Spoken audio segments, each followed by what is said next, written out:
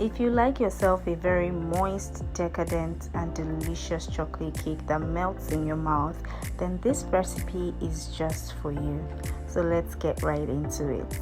First of all, we're going to preheat our oven. Make sure that your oven heat is on the lowest heat, okay? I used an open flame oven, and this is the heat I use to bake all my cakes. If you use an electric oven, make sure that your oven is preheated between 150 to 160 degrees. Now we're going to be needing a flour sieve, a clean mixing bowl, clean and dry. We're going to be needing an egg whisk, and then we'll be needing a measuring cup and spoon set. This is what I mean by measuring cup and spoon set, guys. Please do not try to improvise, okay? And then we will be needing a cake pan, of course. I'm going to be using a size 7 cake pan. This is how you know the size of your pan. You measure with a tape rule. This is 7 inches in diameter. Ensure you use high quality ingredients to get the best results. So we'll be using 2 cups all-purpose flour, 1 cup white sugar, and 1 cup brown sugar. I have a video on how to make brown sugar at home, so make sure you check that out. 1 cup evaporated milk, full cream evaporated milk, of course. Half cup of vegetable oil. You can use any nice brand of your choice. 1 teaspoon baking powder, 1 teaspoon baking soda, 12 tablespoons of good quality cocoa powder, half cup of butter. You can use margarine as well.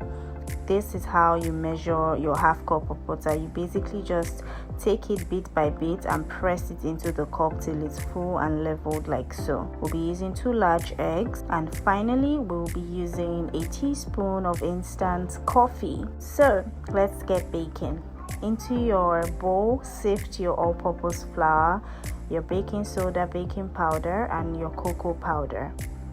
You can use your egg whisk or you can use your hands. Sift this through to remove any shaft or any particles that are unwanted in our mix, of course. You can do that, or you can do it this way as well.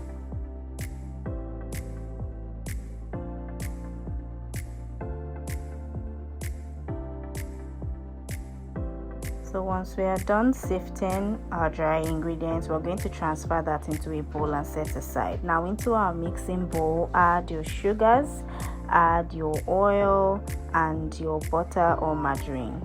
I like to use salted butter for my baking so that I do not bother having to add salt. So yeah, this is salted butter. If you're using margarine, you do not need to worry. Margarine is already salted, okay? So we're just going to mix this together until well combined, and then we'll cream it. It's called the creaming method, the way you would mix just butter and sugar like you're making a vanilla cake, right? So we're going to be mixing this in one direction, okay? Mash everything together first of all to make sure that it's well incorporated, and the moment everything seemingly is incorporated, then you can just go at it and stir. Basically, you're going to be stirring in one direction to ensure that your butter becomes light and fluffy.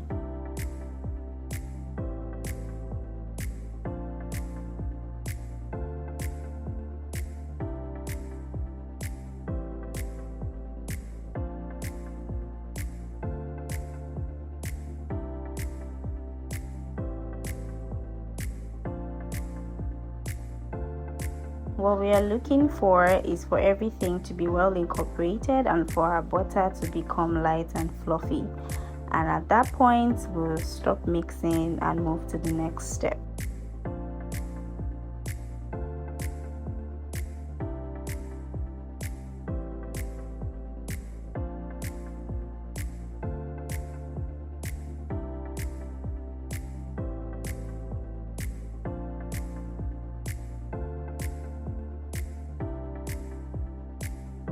So this is what we are looking for, and then we are going to add in our eggs. So add in your 2 whole eggs and then whisk this together as well till well combined. Try not to over mix whenever you're adding in some ingredients at intervals, okay? So once it's well incorporated, we'll stop mixing and we'll go in with our full cream evaporated milk. Mix this in carefully until it's well combined. Now do not worry about how this looks. Trust me, it's because of the butter that is already in the mix and the milk. You know, butter and milk, they don't go together, so the butter is basically floating. That's fine. Next, we are going to add in our dry ingredients. So we're going to fold this in. We're going to be doing a cut and fold method so that everything would be incorporated properly, and then we would not overmix our batter. Okay, so we're going to cut and fold like so, and then we're just going to mix everything together nicely till well combined.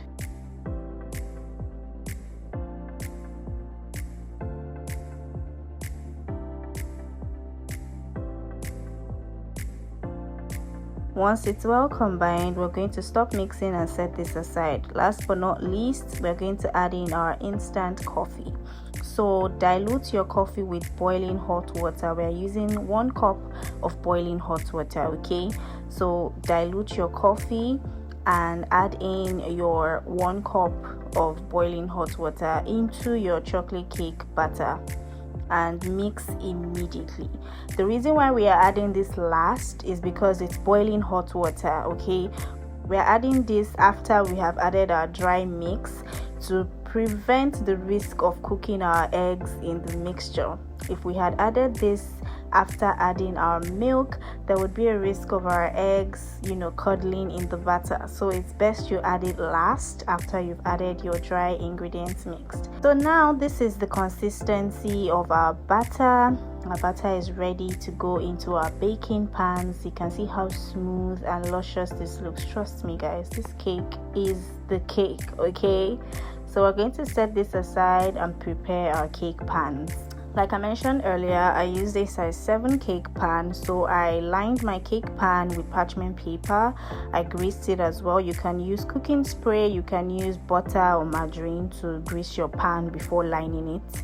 The baking paper is just like a double proof method to ensure that your cake does not stick. Okay, it comes out of the pan. I will be using 2 pans to bake this cake. So for this recipe, I split the batter into 2.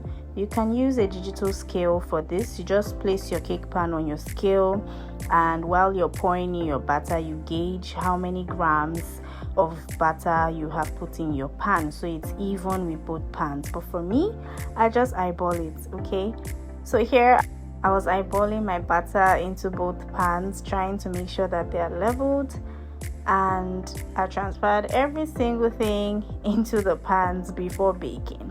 So this recipe gave me 2 layers of size 7 pans. Okay, that is 2 layers of 7-inch diameter cakes is what I got from this recipe. We're going to be baking this in our already preheated oven, remember, on low heat, between 50 minutes to 1 hour and 10 minutes. Yes, that sounds so long, but trust me, it is worth the wait. Okay, it is because we are doing a low and slow baking. That is one of the tricks to achieving a very moist cake. Now that our cakes are out of the oven, we're going to be baking them till a skewer, a wooden skewer or a knife that is dry and clean comes out from the center of the cake clean. Okay, and then we take our cakes out and we put them on our cooling rack or our work surface to cool completely. So this is something I like to do, which also helps retain moisture in my cakes even while they are cooling. Just wrap them with foil or cling film, that is plastic wrap, and then flip it over on your rack and let it cool. Now that our cake is cooled, here's the big reveal. We're going to take off our pan and also take off our parchment paper, of course.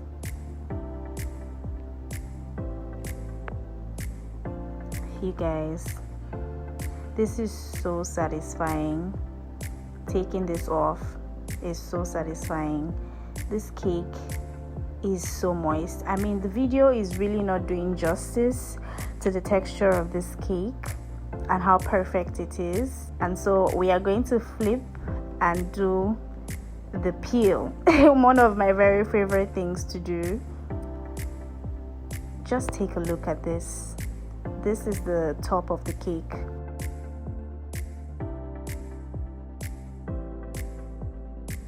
And so now we are slicing. Oh my goodness, look at how the knife goes into the cake. You can tell that this cake is moist. Okay, you can tell. Trust me, this recipe is for you and your loved ones. Make sure you share this video. Don't forget to leave a like. Subscribe to my channel for more recipes, more tips and tricks. Leave a comment down below and I will see you in my next video. Bye for now.